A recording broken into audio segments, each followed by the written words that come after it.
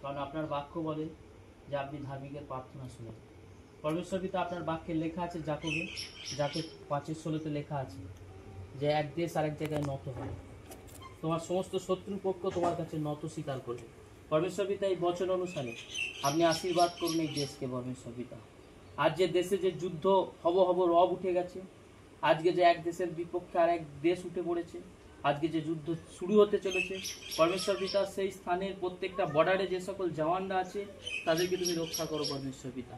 কারণ গুরু যিশু বলেছে, আমি যদি পিতাকে বলতাম তাহলে আমার জন্য 12,000-এরও অধিক স্বর্গদূত স্বর্গ থেকে নেমে আসতো।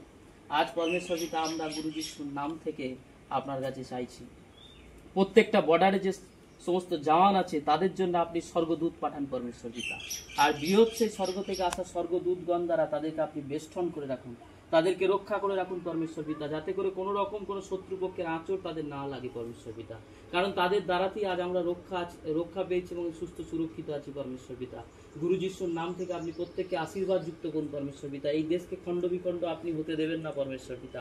এই সমস্ত যুদ্ধ, এই সমস্ত অশান্তি, এই সমস্ত দাঙ্গাকে একমাত্র আপনিই থামাতে পারেন পরমেশ্বর পিতা। তাই যিশু নামে আজ আমরা সকলে একত্রিত হয়ে আপনার কাছে প্রার্থনা করছি পরমেশ্বর পিতা।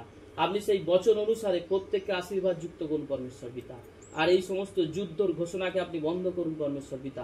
প্রত্যেকটা দেশে আপনার বিশ্বাসী সন্তান আছে এবং প্রত্যেকটা দেশে যদি যুদ্ধ হয় তাহলে বহু মানুষের ক্ষতি হবে, বহু অর্থনৈতিক দিক থেকে অর্থনৈতিক পরিকাঠামো ভেঙে পড়বে এবং বহু মানুষ, কেউ পিতৃহারা হবে, কেউ মাতৃহারা হবে, কেউ সংসারের বহু মানুষকে হারিয়ে ফেলবে। পরমেশ্বর পিতা, আপনিই পারেন এই সমস্ত কিছুকে রুখে দিতে। তাই যিশু নামেতে আপনি সমস্ত যুদ্ধকে বন্ধ করে আপনি প্রত্যেকের মধ্যে শান্তি এনে দেখান পরমেশ্বর পিতা। আমরা জানি আপনি আজ আমাদের সকল প্রার্থনা শুনলেন, আর আমাদের এই যৌথ একত্রিত প্রার্থনা আপনি উত্তর দিলেন পরমেশ্বর পিতা।